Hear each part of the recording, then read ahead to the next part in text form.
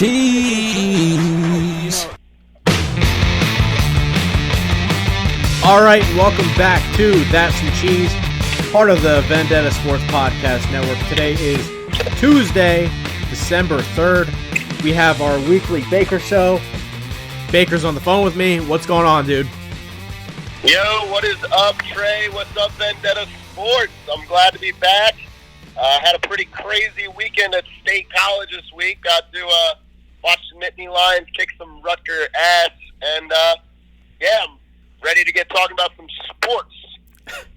So we're going to keep this to 3 topics. Maybe we'll expand into something. The first thing I wanted to talk about, Baker had some choice words for me. I wrote about his favorite baseball player of all time, Maikel Franco, how he deserves another shot, how he's a great buy low candidate. You seem to hate me for it. So let's hear it. What's wrong with Maikel Franco getting a second shot? Maikel Franco is like that girlfriend that you gave everything to, and then once she left, she kicked you in the balls and said, you got a small dick, and I'm fucking your best friend. That's literally what it's like. And not that I've been there, people. Not that I've been there. Mm-hmm. All right? She fucked my best friend. That's all it was. She only fucked my best friend. But, dude, he showed such great potential. I loved Maikel Franco. Showed great potential his rookie year. He won Rookie of the Month in July, I believe it was, his rookie year. He's a stud fielder when he gives a shit. And when he came up into the bigs, he was a lean dude, young, early 20s, and he was ripping the ball. Hit like 280 rookie year. He was 280 with 15 to 20 home runs. Yeah, and a very short stint too. Wasn't huge at bat samples. He got called up in late July. Yeah. Or early July, because he won July Rookie of the Month. But solid defensive player when he gives a shit. The dude has a rocket for an arm. The reason I'm upset about this, Trey, is because he is a piece of shit for not trying in Philly. Have you watched this guy play? I have watched him play. That's why I think he's a perfect change of scenery guy. Get him on the right team that says, listen, this is your last shot. You want to stay in the bigs, you fucking show up and play. Stick him at third base. Tell him, listen, this is your last go. We're giving you a change of scenery, bounce back. And that's why I think he should go fuck himself, because I'm salty about how he performed in Philly. That's fine, but I love his swing. Shut up. Just shut up. You sound stupid. I love his swing. I think there's a good baseball player in there somewhere. The dude can hit, but I don't know if he drinks too much before the games, because this motherfucker gets up there and he acts like he's drunk sometimes swinging at some of these pitches. I saw him a couple games against the Mets this year where he would just go on these tears. Yeah, don't forget that he was in the minor leagues for most of this season, not because he was hurt, not because of a rehab stint, just because the dude sucks. Isn't that part of it, though? Couldn't I make the argument where, some players, they get affected by this. They're in trade rumors, or they get sent down to the minors too much. Sometimes he needs a guy that says, we love you, we believe in you. I don't know. I think that affects people. That was Maikel Franco. This is the first year he's been sent down to the minors, I believe, for playing shitty. I don't know. The other years, I think there's a good baseball player in there. I think give him a good change of scenery. I don't know. I would roll the dice. Listen, I agree that somewhere deep down, yeah, he's a good ball player. Because he's shown it. What was it? The first 2 weeks of the season when he was our 8-hole hitter, dude was on fire. Yeah. That's why the Phillies went out to such the start that they did. That's why they were the best team in baseball for the first 3 weeks of the season. But you know what? This is what we love about baseball, Trey. It's not a 16-game schedule like the NFL. It's not 2 months. It is a long, grueling period. It is 162 games. That's why the Hall of Famers can do it for 162 games for 20 years. Maikel Franco is garbage. He shouldn't be in the league anymore. I hate him for what he did to my Phillies. This has been one of the worst years in Philly sports that I can remember. You're just an emotional fan. That's what it is. I'm a blue-collar guy. I write my articles. I go to work at the same time. I go to the gym, and I like to sit back, have a cold brewski with my boys, and watch the Phillies, Eagles, Sixers, Flyers. You know what? It's been a horrible year for all four of them. Can't disagree with that. Let's move on to the Eagles, who you just mentioned their Chach. They suck. I don't know how much more I can add to that. I want to hear you rant, because then I'll feed off of what you said, because they just suck. I don't have anything else. That's it. I'm not going to disagree with you. I'm not going to fight you on this one, Trey. You and me, we're friends. Friends don't fight all the time. Sure, we have our disagreements. But on this one, I'm right there with you, buddy. The Eagles don't just suck. They gag on the balls, Trey. It's bad. It's really bad. Let me say this, though. You know it's fucking bad when one receiver, Mike Thomas, granted, he is a phenom. Mike Thomas might be the best receiver in this era. You're talking about Saints Mike Thomas. Mike Thomas, that's what I'm saying. Okay. What does he have to do with the Eagles? He has more catches than the entire team, Trey. I could be wrong on this, but I think Deshaun Jackson is number 2 in yards or something, and he's played like 2 full games. No, he played 1 game and like a couple plays here and there. But I think he's number 2 on the team in yards for receivers.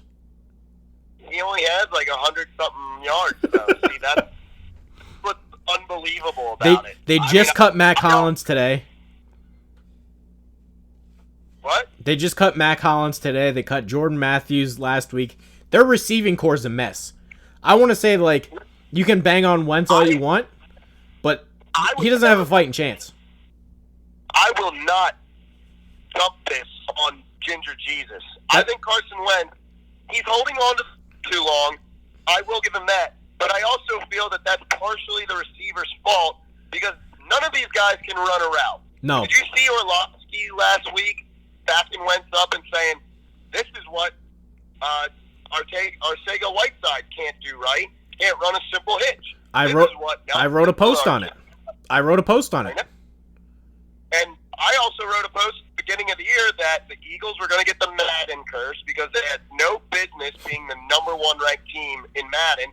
And guess what? I was fucking right again. Arcega Whiteside's a basketball player. He can't run routes. He's a jump ball guy. He can't run routes. Greg Ward is a converted quarterback. He was the University of Houston quarterback. He can't run routes either.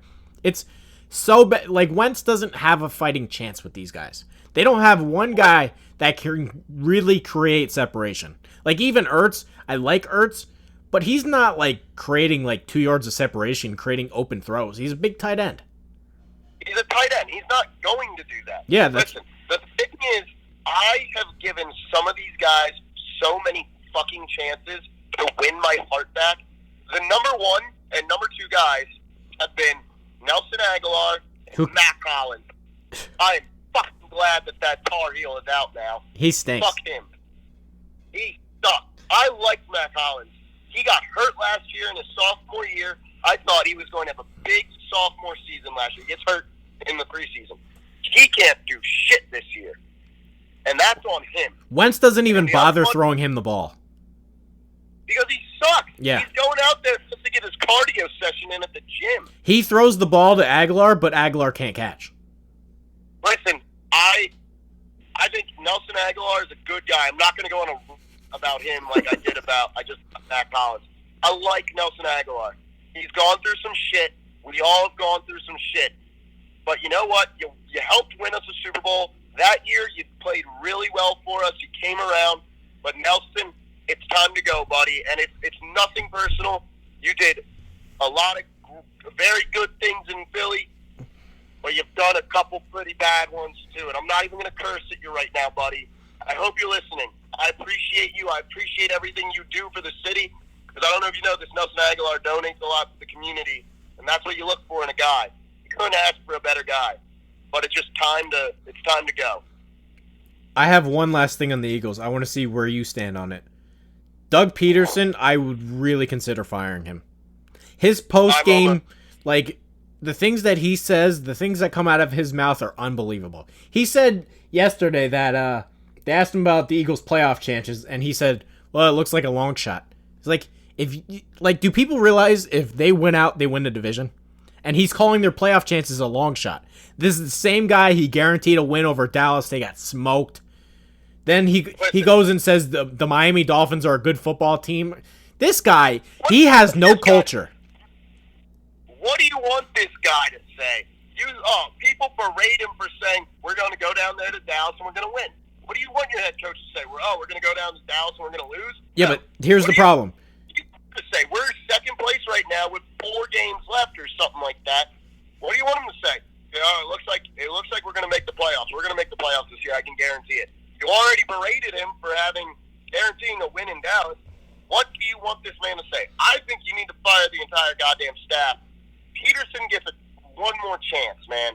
Next year, if we can't make the goddamn playoffs as a division champ, I don't want a wild card spot like we did last year. Fuck that. We don't play in Philly for a berth in the wild card. No. We play in Philly for division titles. That's what we do. It's a hard-nosed town. We deserve that much. Here's the problem. Let me ask you this. Do you think they play hard for him? I'm sorry, what was that? Do you think the players play hard for him? I think that right now, there really is a culture problem. That's what I'm saying. I think that maybe we got too much into the Jesus shit. I love Jesus. Born and raised Catholic. But have you ever you watched the Eagles play, I'm sure, even though I watch them a lot. Right? They play happy. That's what I'm saying. On the sidelines. That's on Peterson. They have no culture. You know what? You can say whatever you want about the Dolphins, and they have no players. Those fuckers play hard for Brian Flores. Those guys go out there every single week, and they play their ass off for that guy. I knew the Eagles were going to lose, dude. I fucking knew they were going to lose. You know what the Eagles do? They don't play hard for him. I agree to that to a point. I think that Doug Peterson started a very good culture, though, with the Eagles. I think it has a lot of positives, being, like, you know, as close as a team and as open with, like, the prayer circles before and after the games. But at some point, you got to go out there and try and break that motherfucker's neck. Yeah. You know what I mean? I'm not talking about the creativeness on offense. I think he does an okay job calling plays. I think you can only do so much with this receiving core, but it doesn't look like there's a lot of leadership here. Like I think there's zero leadership in the way that what we need. We need a hard-nosed, a Brian Dawkins, if you will, or a Jeremiah Trot. There's no leadership here at all. I don't think it's on Wentz. I think it's on the coaching. Like I remember when Rex Ryan was the coach of the Jets. You can say whatever you want about Rex Ryan. Those guys played hard for him, and they had Mark Sanchez and couldn't move the ball, but those guys hit you in the mouth. I disagree with you that there's no leaders on the team. I think it's too many lead by example guys, if you can agree with that. I like Malcolm Jenkins, but I'm saying I think Jenkins needs to go too. I think there's a culture issue, and I think it falls on Peterson. I think any problem that happens in the locker room, like the Eagles are going through right now, this identity crisis, has to fall on the head coach. That's what I'm saying. I agreed with you. All right. So, did not talk for a while. How do you feel about Jordan Howard? I mean, he's hurt, so what is there to say? I don't know. I just fucking love him. He's great. I want to say that I think Howie Roseman did an awful job drafting this year. Awful job. And the funny thing is, I'd give him 3 to 4. He was phenomenal in the front office. Yeah. He shit the bed this year. He was really bad. Ruined us. His number one mistake, he let Jordan Hicks walk and didn't replace him. You guys have no linebackers. No linebackers. That was the worst move all season. Yeah. He's a phenomenal linebacker. He leads the league in tackles almost every year when he's healthy. Yeah, it's not the fact that they let him walk. I get it. You don't want to pay everybody. You can't pay everybody. They have nobody. Nobody. They didn't even try to replace him. No. You got fucking Nate Jerry out there. That dude can't play. It's embarrassing. No. And then the secondary, all the problems with them. And bad. And you took Arcega-Whiteside over DK Metcalf. There's no excuse for that. That was the stupidest move.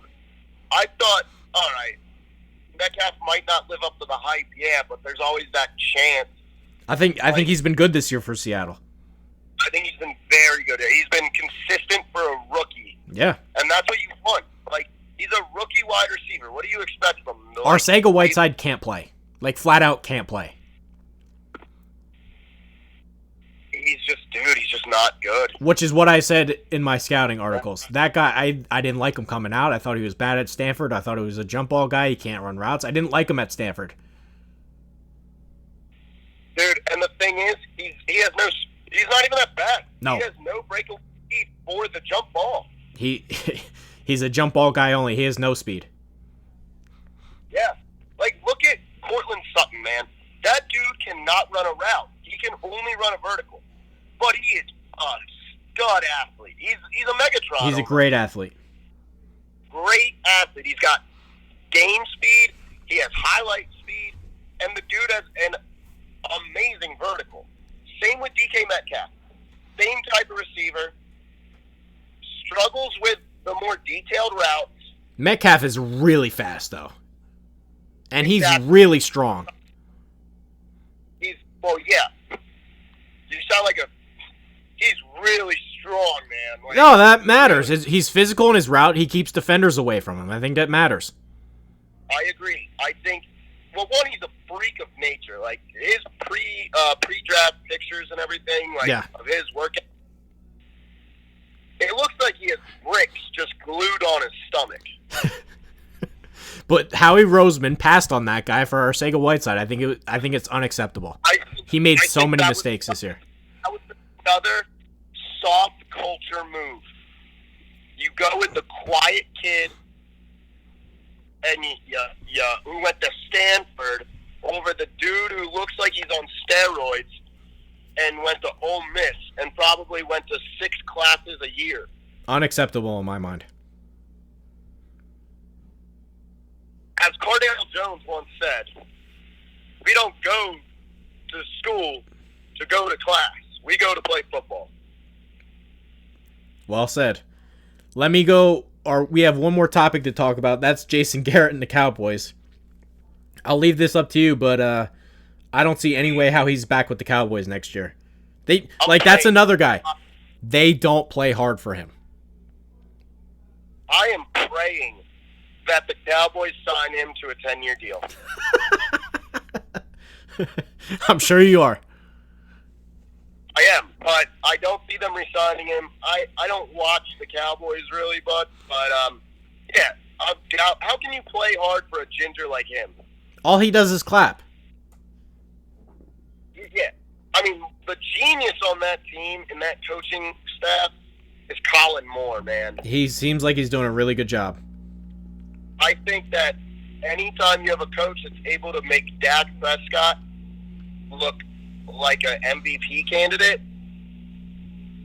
you got something there. I think that's a good point, though, because this is what I've been saying forever.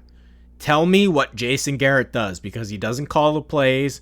He doesn't run the defense. It doesn't look like he runs the offense. It doesn't look like he knows what he's doing on special teams. What does Jason Garrett do except clap? And I don't think anybody has an answer to it. He's a figurehead. That's it. That's all it is. He's a puppet. He's a puppet. Jerry Jones' little puppet. That's all he is, and you can't win like that. What kind of puppet do you think Jason Garrett is? Do you think he's like one of those ones that Jerry Jones is standing above with the strings that hold the arms, Or do you think Jerry Jones just goes like elbow deep in Jason Garrett's ass and makes him talk? I think he makes him clap. Yep. They were losing to Buffalo. What? They were down by 10, and Buffalo just scored, and they shoot over to Jason Garrett, and he's clapping. It's crazy. He knows he's done. It's unbelievable. I do think, and I'm going back to Colin Moore on this one. Kellen Moore. This was a guy at Boise State who was the winningest quarterback of all time, like best winning percentage, right? He seems really smart. He was a guy who went to a small D1 school at the time in Boise State, coming off of a not national title, but when they beat Oklahoma, what bowl was that? That was the Fiesta Bowl, right? Yep. The Statue of Liberty. Yep. He gets to that school, and the dude is not the greatest of athletes, but he is a smart guy, obviously has a good head on his shoulders, and he knows the game of football. And he is going to be, I think he's the next coach of the Dallas Cowboys, and that scares me as an Eagles fan. He might be. I think he should be. Or I think the Eagles should like, if there's any way you can trade for a coach, trade the whole receiving core and add the secondary in too, and just like put him on our offense. Because could you imagine Colin Moore and Carson Wentz? I think Carson Wentz is still a top 5 quarterback. I agree with you. Top 5 talent, we'll say. I'm not disagreeing with that. I think Kellen Moore's done a really good job. Yep, I mean, it's just going to be the Eagles are fighting for a draft pick now, and I want the lowest we can get. Well, we need something, man. I was going to ask you this. We can end the show with it. So you sound like you think Dallas is going to win the division. I don't see I mean, the Eagles could win out and beat Dallas, but what's the point? We're going to get smoked in the fucking playoffs. I don't think there's a chance in hell we win a game in the playoffs. Not if you play San Francisco or Seattle, and probably not. Yeah. I mean, that's the best division in football, I feel, when you have two lost teams. And, you know, I don't know. I'm done. I'm fucking done. I blame this entire season, one, on the Madden curse, and on fucking Wawa. Baltimore's been good, huh? Baltimore's... What are they putting in those hoagies, Trey? It's crushing. What are they putting in them? They're unbelievable. I think it's going to be... it's this past week, I think it's going to be a rematch, except I think San Francisco's going to win the second time. That's going to be my Super Bowl pick, I think. Wow. You heard it here first, ladies and gentlemen. San Francisco-Baltimore rematch, except San Francisco wins the second time. That's going to be the Super Bowl. San Francisco, that'd be their 6th Super Bowl title. Tie with the Steelers and the New England. I think that's what's going to happen. Do you think that, so is this the start of the Jimmy G era in the NFL? Yeah. I'm a big conspiracy guy. Here's my thought process on it. I think this Ravens team is like that 2015 Panthers team that just got real hot with Cam Newton. They went like 15-1. They couldn't be stopped. They had a running quarterback. Their defense was playing out of their minds. I think there are a lot of Panthers feels to it. And then you go to San Francisco. I think the second time they see Lamar Jackson, they'll have him figured out. Their defensive line's very good. And I think it's kind of a rematch of Harbaugh that Super Bowl, remember? When Baltimore barely beat him in that Super Bowl? Yeah. I think you swap it. San Francisco wins this time. Because, who was it? Kaepernick was on that 49ers team and they lost, running quarterback. I think that's what it's going to be. I think San Francisco is going to win the Super Bowl over Baltimore this year. Well, you know what they say, Trey. You know, defenses win championships, but I feel like we're in a new era of NFL football, and I don't think the defense is going to win this one. I don't have the Baltimore Ravens going to the Super Bowl, but I don't think it's going to be the San Francisco 49ers. So you hate my pick? No, I think that the Niners will go to the Super Bowl, but I don't think they're winning it. I don't know. So who's winning it? Conspiracy theorist as well. Tom Brady. I mean, dude, I hate the Patriots, but there's something going on. So you're taking New England. I don't see why you don't. I think their offense is so bad that they're bad when he has a better completion percentage than Tom Brady. It's awful. He's cooked. He's totally cooked. We'll see, man. That Brady magic. If they win this year, it will be like when Peyton Manning was washed and that defense just carried him. That's what it's going to have to be. He's totally done.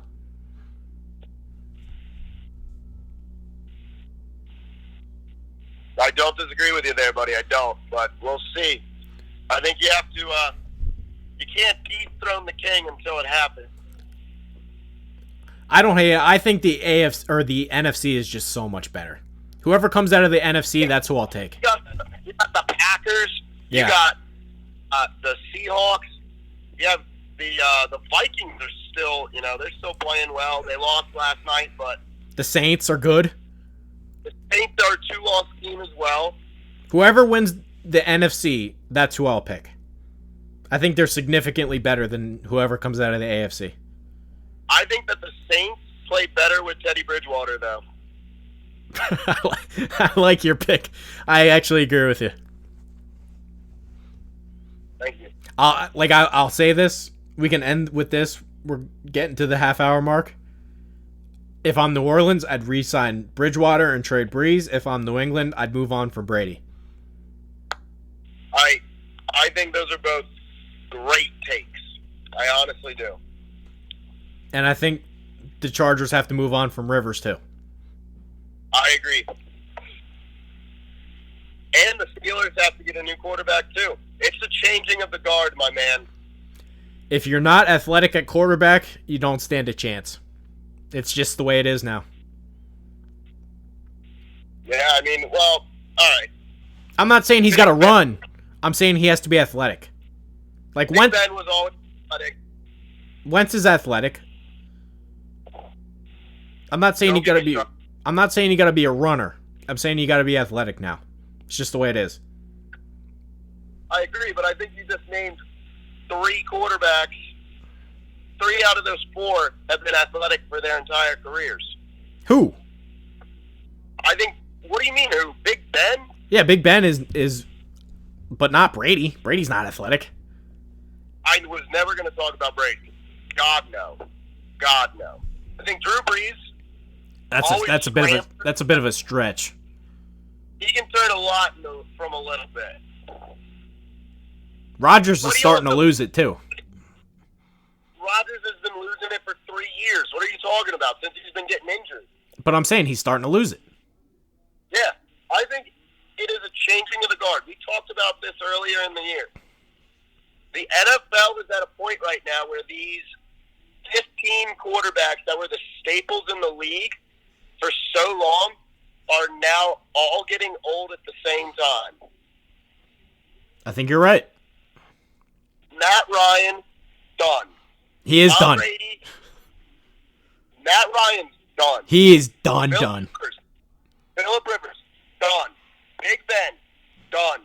Aaron Rodgers, on the way out. Tom Brady, on the way out. Eli Manning's trash.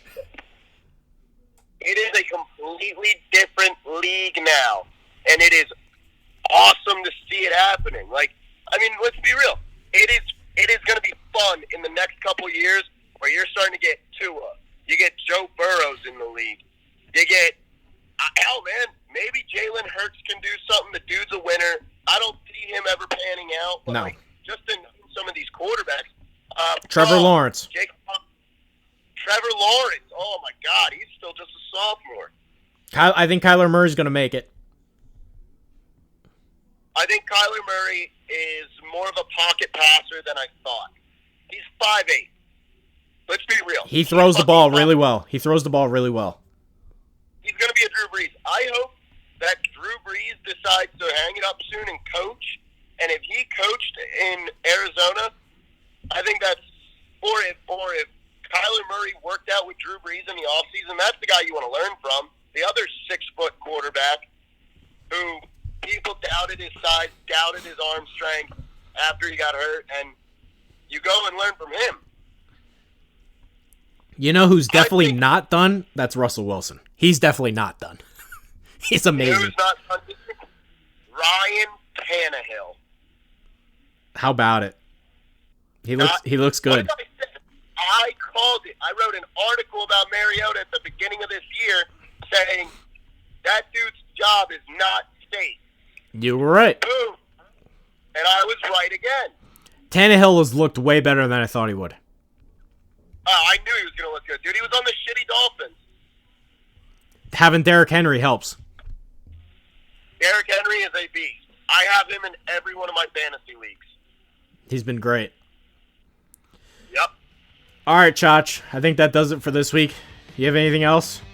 Keep it a half-hour show. Yeah, no, another great show. Thank you guys for listening, and we'll see you next week. We will see you next week. Tell you something. You know what really grinds my gears? You, America. Fuck you, Diane.